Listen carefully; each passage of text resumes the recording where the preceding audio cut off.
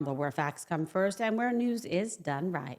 Remember when the radical left, the legacy media, and all the so called experts told you it was impossible to lower prices, and that President Trump's promises to actually lower prices were just talk? Well, guess what? They were wrong once again. The latest numbers are in, and U.S. consumer prices fell in March. This is the first time we've seen prices drop in nearly 3 years. Just think about it. After years of crushing Biden inflation, the worst in decades, we are finally seeing relief starting to kick in, just as President Trump predicted. The headline number, the Consumer Price Index, dropped 0.1% last month. The so-called experts, they forecast another increase. Wrong again. And meanwhile, President Trump announced a 90-day pause on his reciprocal tariffs for most countries except for China, who continues to want a free pass when it comes to unfair trade. Here's Treasury Secretary Scott Bessent explaining more. Watch.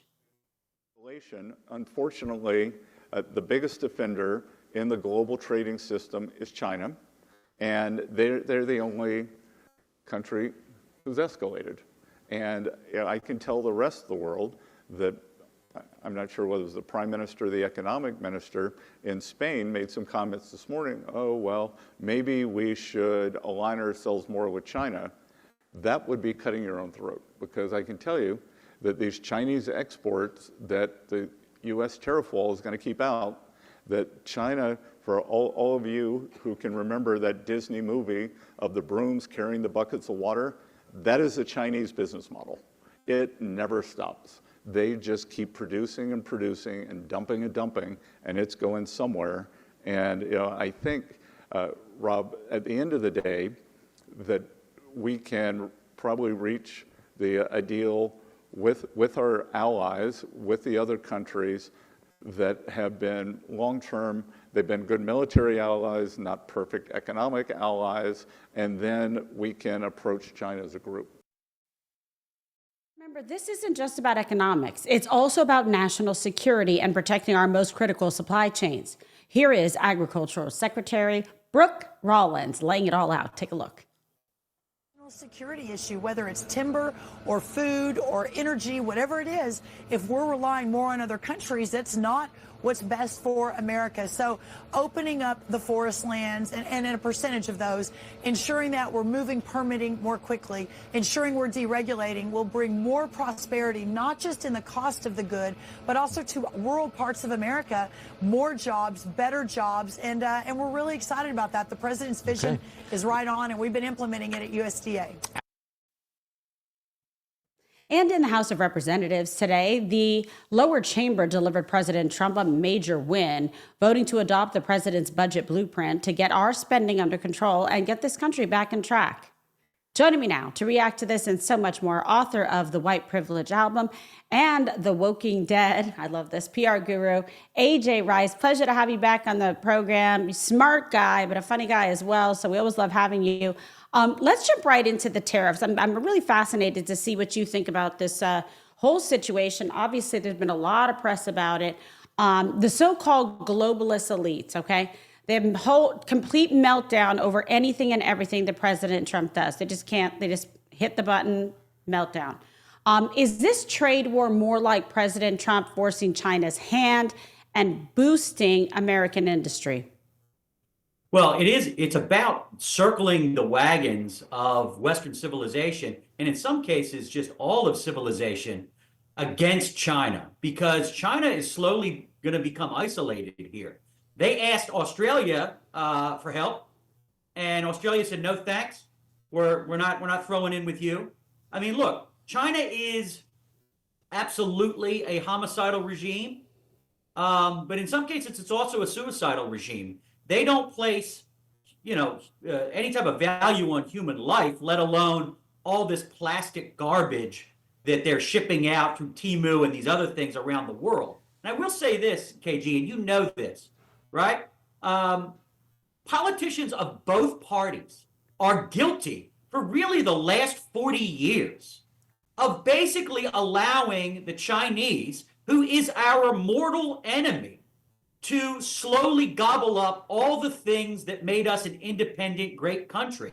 How are you going to allow your mortal enemy to make all your medicine or to control all the rare earth minerals on the planet? I mean, how are you going to allow that to happen? So Trump comes along, first guy really since Reagan, and Reagan was dealing with a different scenario globally with the Soviet Union.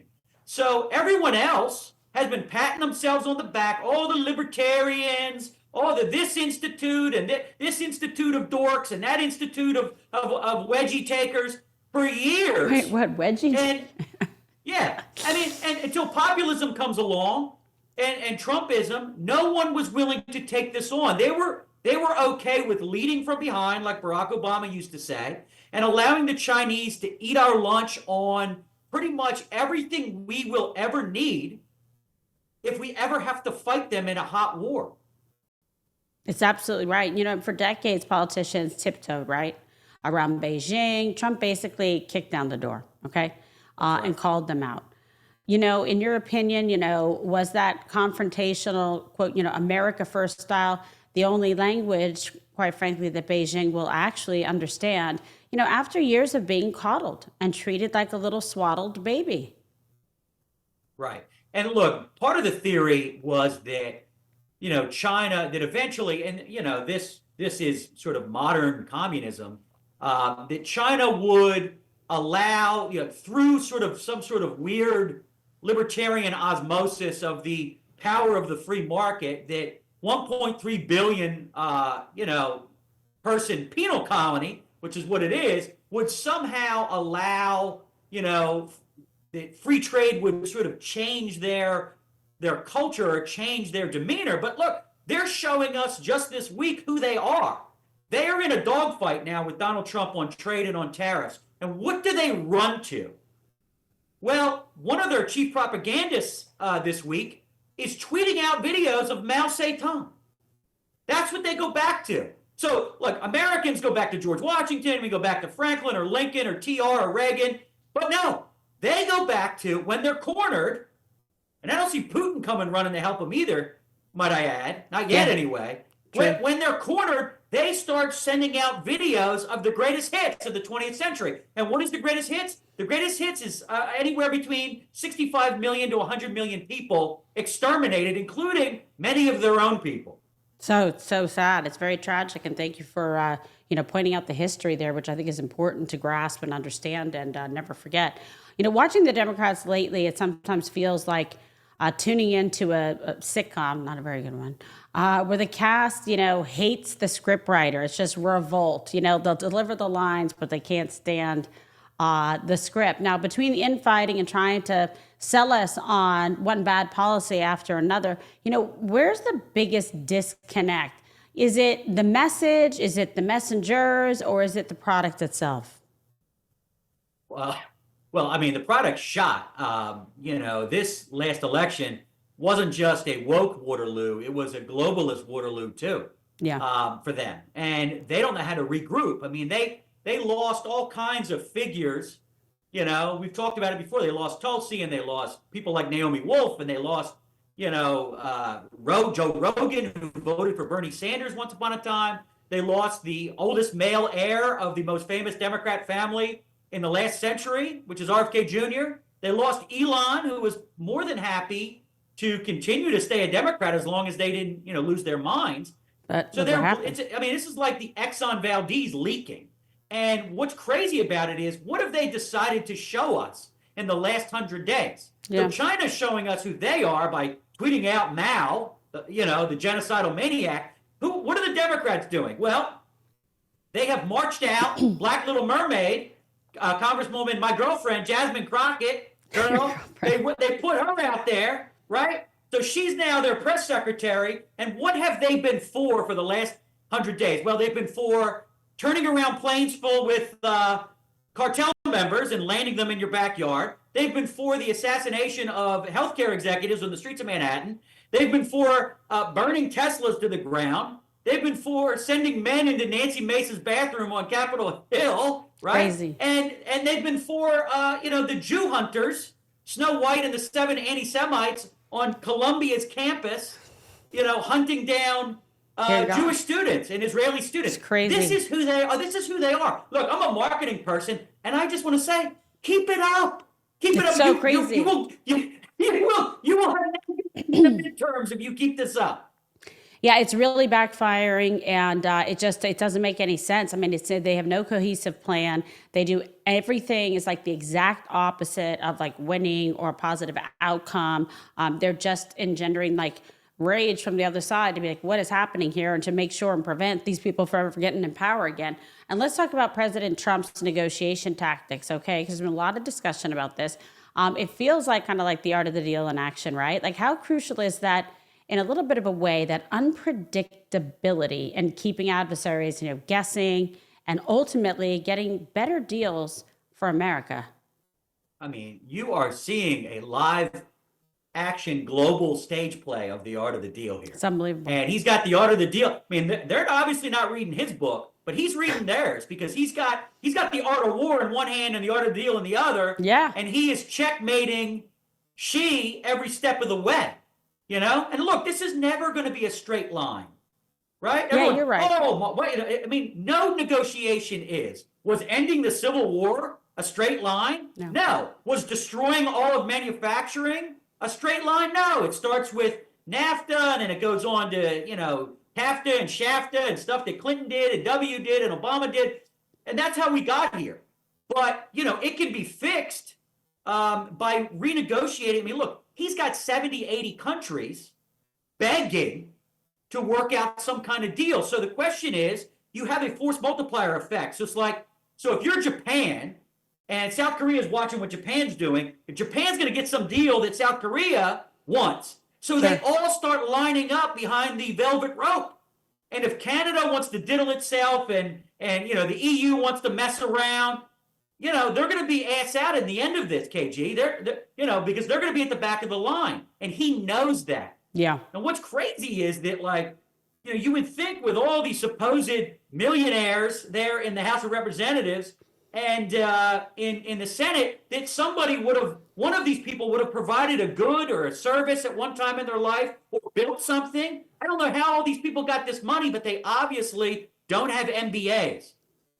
Well, it's really bad. And what I like is that, and I saw this the first term, and I've seen it, knowing President Trump for decades, is that he's not afraid to get out there and take a stand. He's got a little bit of the America First cowboy in him. He's a gunslinger. And you can't try to push him around. You just cannot, because everything's been done to him, and he just doesn't care. He's just going to do what he believes in and what's right. He's not intimidated by any of these people. Not that any of them are that formidable, but, usually, like what we saw what happened with Biden, President Xi's no joke, but he's not afraid to go up against him, and he's got to stand, against some of the tough people in the world that bulldoze everyone else, whether it's Xi or whether it's Putin or that joke, Zelensky, please. Oh, the man in the green pajamas, right? Pulling up in his Bugatti with his goofy wife. Look, if you were paying attention for the last 40 years, with Trump on Oprah and Trump on Phil Donahue and Trump on Larry King, you would kind of know that this was coming. You would know that this is not new to him. Right. To using trade as a leverage pain point. And what's funny is most of these goofy Democrats, whether it's Pelosi or Schumer, Bill Clinton, the tariff weapon was always considered a Democrat Party weapon.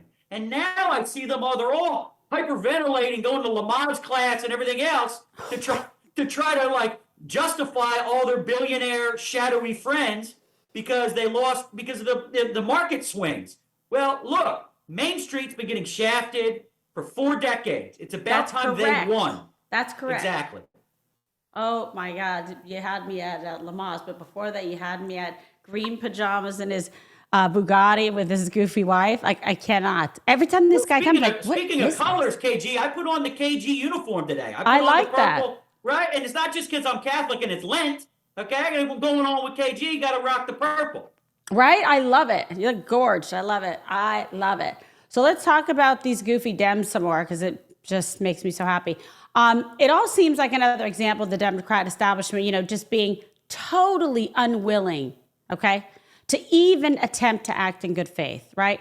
Now, your books get into that as well. You know, what are some of the key themes to kind of keep our eyes on in the months ahead? Well, you know, and my book sort of attacks these sort of twin, the Gemini of left-wing cultural Marxism and global Marxism, which is globalism and wokeism. What you should watch is this. The fact of the matter is, and we talked about this before, they don't seem to have learned anything from the last election.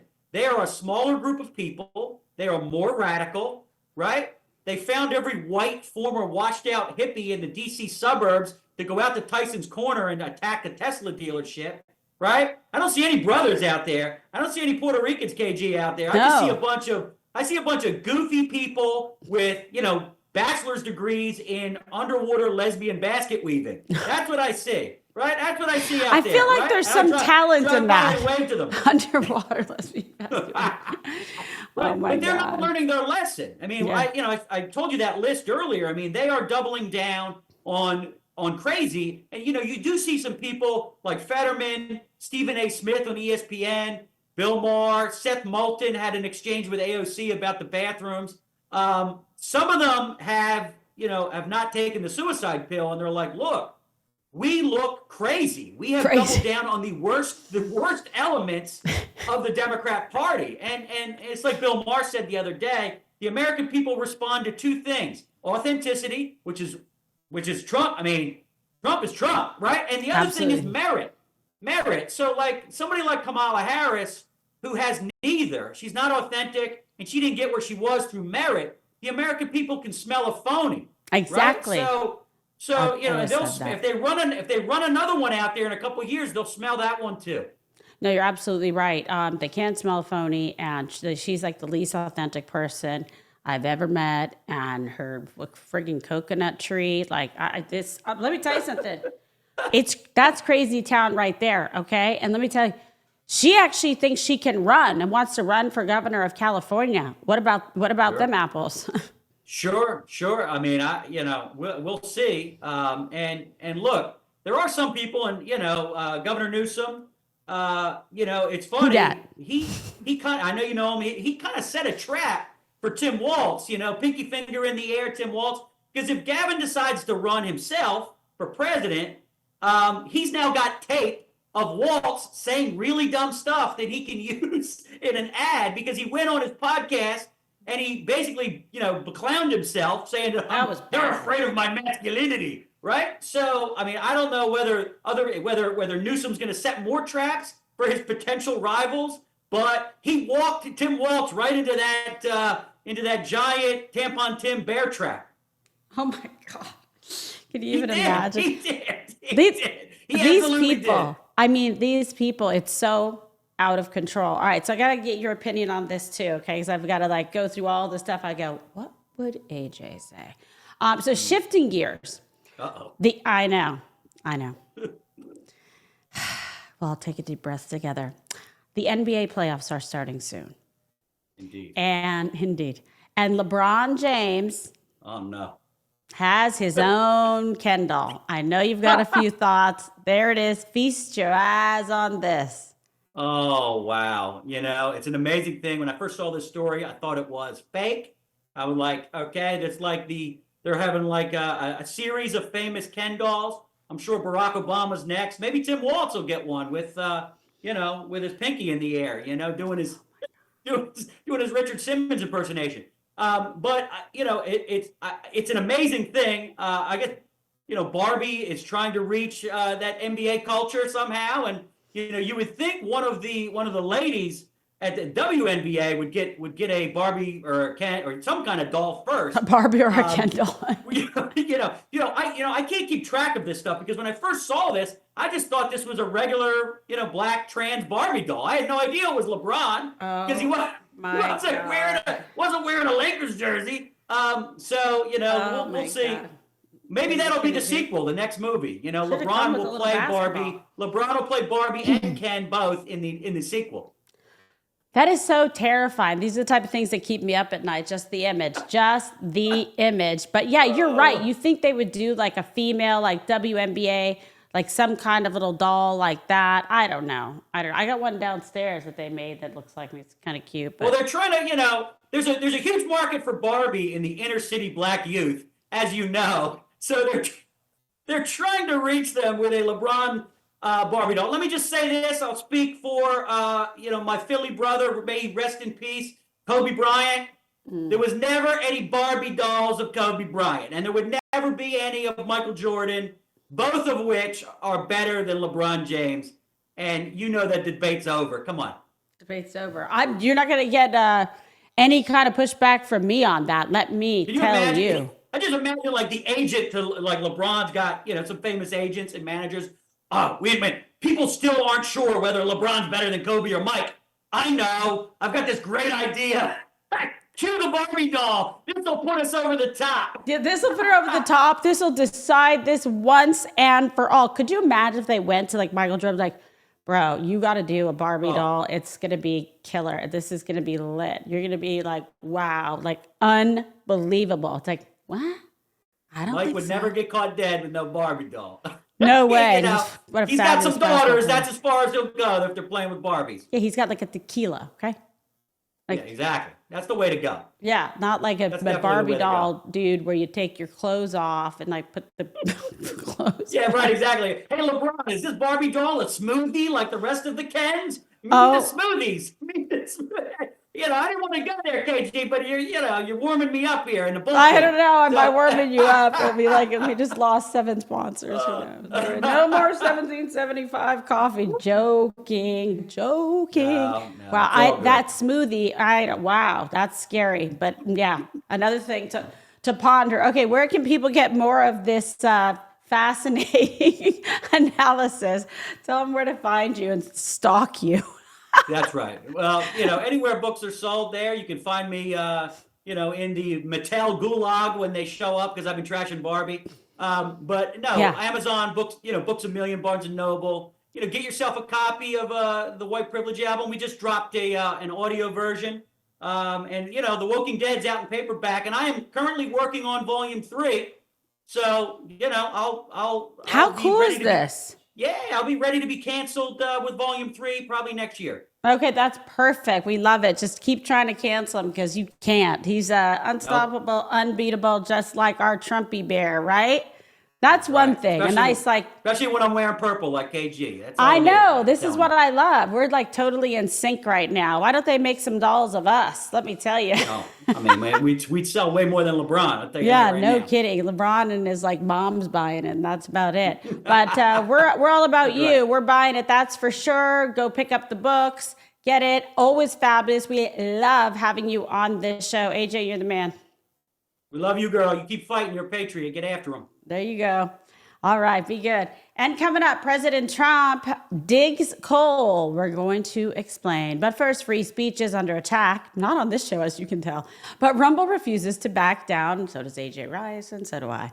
We have always believed in empowering independent voices, and now Rumble is taking it to the next level. We are excited to offer Rumble Premium, a completely ad-free experience with exclusive benefits for viewers and creators. And it's more than a subscription. It is a stand for free speech. Your voice matters. So join Rumble Premium today. For a limited time, you can get $10 off an annual plan. Guess what? Using promo code KG10. So just visit rumble.com/premium/KG10 and claim your discount today. Again, that's rumble.com/premium/KG10. Now this week at the White House, President Trump announced a new era of energy dominance. I just love the sound of that, including the production of beautiful, clean coal. Watch.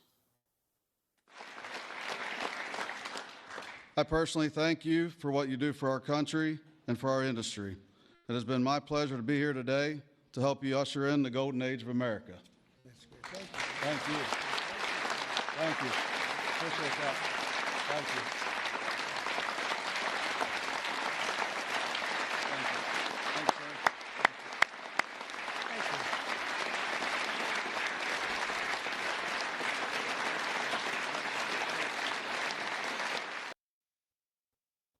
And it's yet another example of what strong America First leadership can achieve. And this has been a very important thing for President Trump.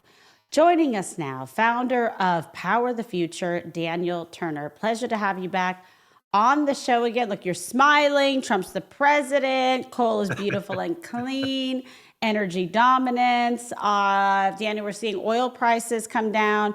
Investment into America is up. And a mission to reverse the damage done over decades to straighten and strengthen our energy infrastructure. How does the tariff policy tie into all of this?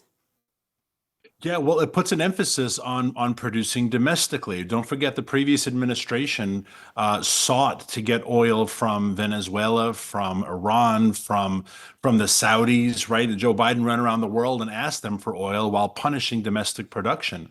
So I think in that sense, it's very important that it emphasizes the need for American production. The other thing it does is with no knock to wind and solar, but knocking wind and solar, 70% of that industry is manufactured in China.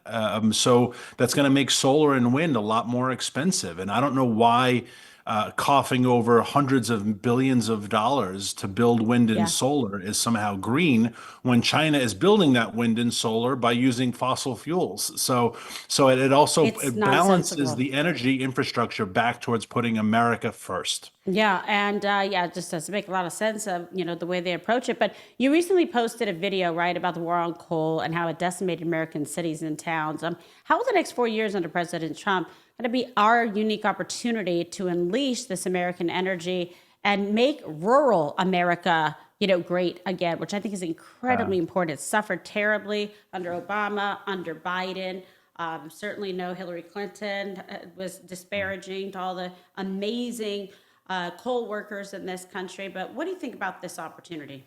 Well, I appreciate you saying that. And that's my pinned tweet. And it's why I started Power the Future, because, of course, energy is important to the economy and it's important to the national security and world peace. Energy is everything, right? But I started Power the Future because of those rural American jobs. And you look at what, and I talk about energy jobs, but you could replace this with ranching or farming or the timber industry or manufacturing. So many of these small towns across America were built because of a thriving industry that was politicized, whether it was NAFTA that moved factories to Mexico or to China, or if it was the green agenda that said we're going to shut down coal plants. And what we've done is we've taken once great little towns of 15,000 people where everybody worked at the coal plant or the steel mill or the furniture factory. And we plunged it into poverty. And we said that this was somehow free trade. We said it was good for the global economy. We said it was going to eventually bring down prices. And the libertarian world said, don't worry, because in that void of resources, human capital and factories, some new industry will move in.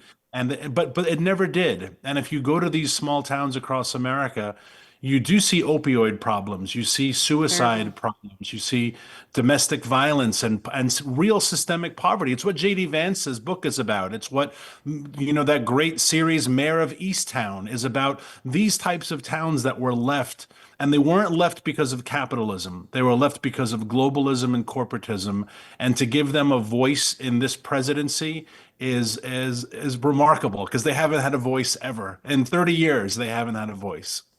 You also had a viral tweet last week showing French President Macron telling French companies to stop investing into the U.S. Are the French our friends? I mean, they're not being best lately, if you get my point. Yeah, this is one of those mystery things you don't understand, how big the swamp is, that there are these quasi-government agencies like the World Bank or the World Health Organization, or in this case, the XM Bank. The XM Bank, which is an American institution, that the president of the XM Bank is confirmed by the Senate and appointed by the president, right? So it's quasi-government. But the XM Bank gave a French company a $5 billion loan so that they could build a natural gas pipeline in Mozambique. Why? No one knows. Why? No offense to the Mozambique people or to France, but why the heck are we giving you a loan to build your energy infrastructure when our energy infrastructure needs? And then you see in response to this, why would we do that?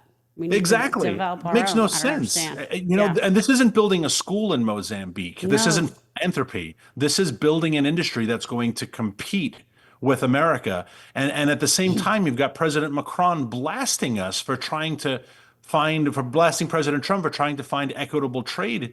And you say, well, then how about we get the money back, right? Why? So, no, to answer your question, Kimberly, I don't think Europe really sees us sometimes as a friend, and that's unfortunate. A lot of it is our own fault, but we've been taken advantage of for so long that now they're kind of used to the fact that the Americans will do whatever we want. It's disappointing. It really is. And this is a pretty important kind of 2 to 3 parter. Why does the left try to explain this to me? Why do they hate coal so much? Yeah. I think they hate coal because it's easier to export that to foreign countries where it can be mined an awful lot more cheaply. World coal production is up over the last 30 years, and it continues to rise. America's portion of the coal pie has gotten smaller and smaller, and that's because of these green movements. So Exactly. it's not like the world's not using coal, just America is no longer producing it. And we've ceded that ground towards other countries that have expanded their coal industry. There are people like Tom Steyer, if you recall, he ran for Yes. president in 2019, right on the green ticket. Tom Steyer, who's a billionaire hedge fund guy, his hedge fund invests heavily in overseas coal. But Tom Steyer ran on a platform that we should shut down coal in America.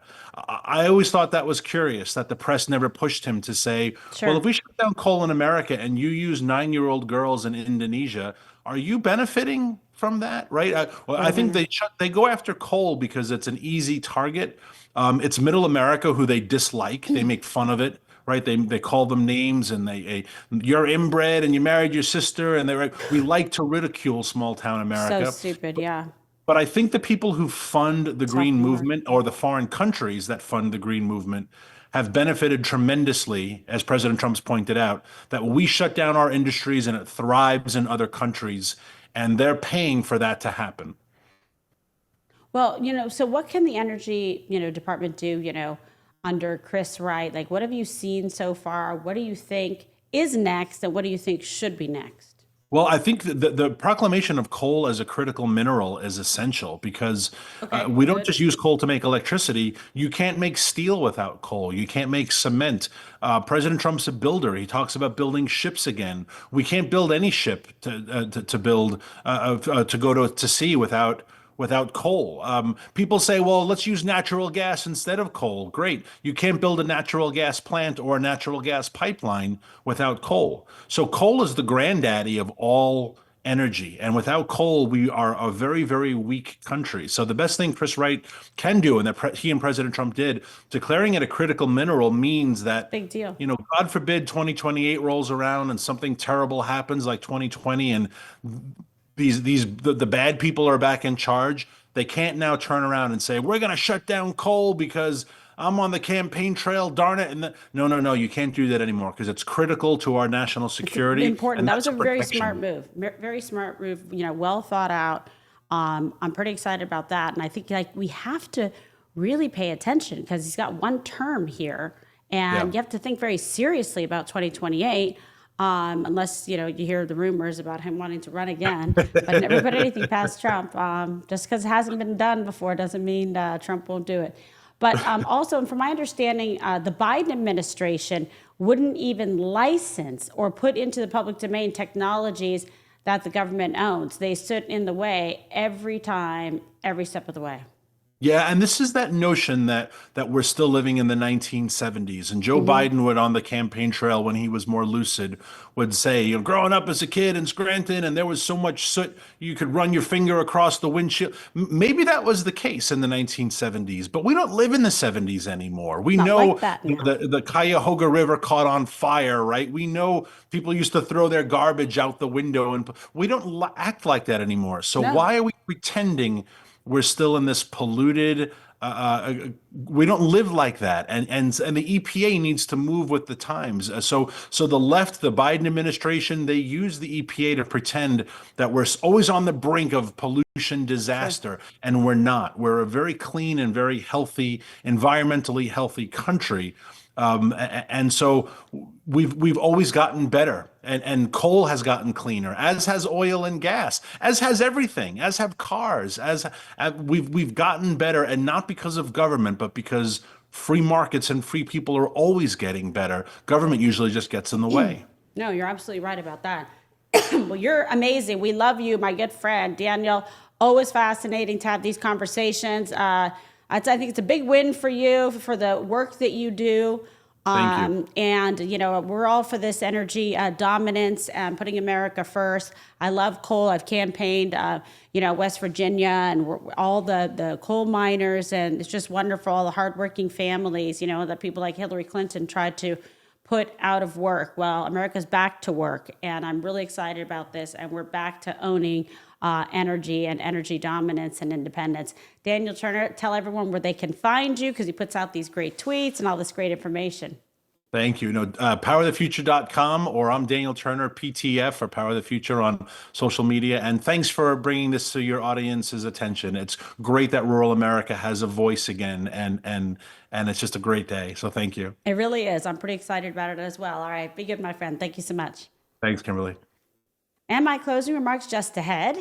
But wonderful show today. But also be sure to check out the 1775 Coffee Company, because we talk about it all the time. Do not compromise on taste, on quality, or on your values. And 1775 Coffee is brewed to perfection. It is crafted with precision and built on patriotism.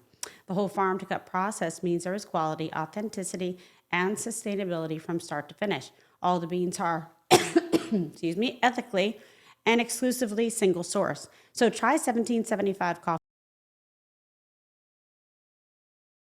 kg for 15 off your first order. I needed to burn some coal in here today because it was freezing. I'm just going to tell you that. Beautiful coal. In closing, we are fighting back in the war against American workers, which has gone on for far too long. It is time to change the tide, rewrite the rules, and restore sanity to our government and its core mission. It is long past due, but we are ready to right the wrongs and deliver success for who? We, the people. Thank you so much for joining us on this victorious day, a great day for America, for American energy independence.